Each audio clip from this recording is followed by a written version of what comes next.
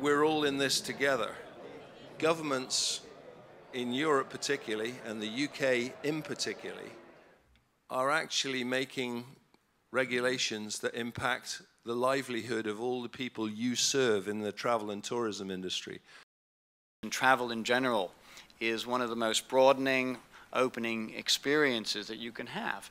It changes your perspective on life, it changes your perspective of your home country, and it certainly changes your perspective of the world.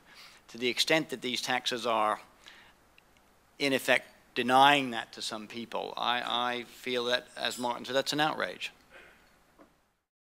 It's particularly a privilege and a pleasure to have sitting in front of me genuinely the leaders of this extremely important industry, travel and tourism in Thailand, a bedrock of the economy here, a symbol for what has been duplicated in many parts of Asia. But let's not forget, Thailand was the pioneer.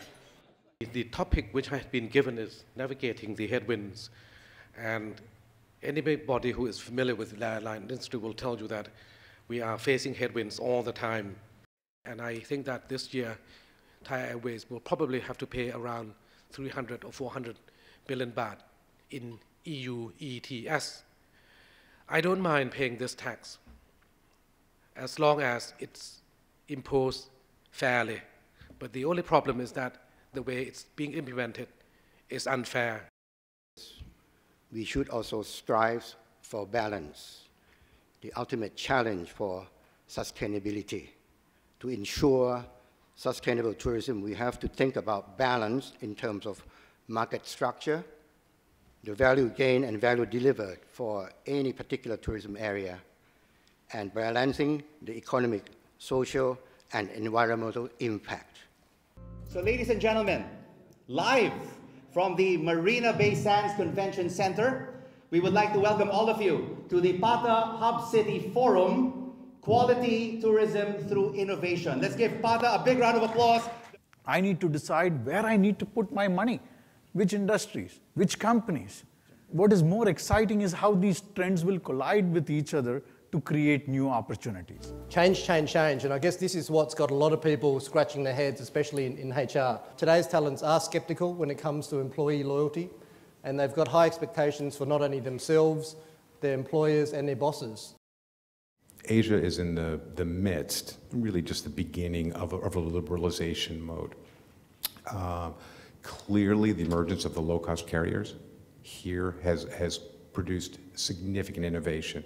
Air transport and resulting tourism account for about 24 million jobs in this region and GDP of about $470 billion. That is a good story. We do have a unique position to represent the public and the private, and a 60-year history to build on. Our industry is only as strong as the weakest link, and there are quite a few weak links, and they're generally not represented in this room, and they involve words like immigration and visas and taxation and things that are agitating the traveler, and they're going to, in the long run, restrict your business growth. So one of my first duties, I felt, was to create a strong advocacy platform.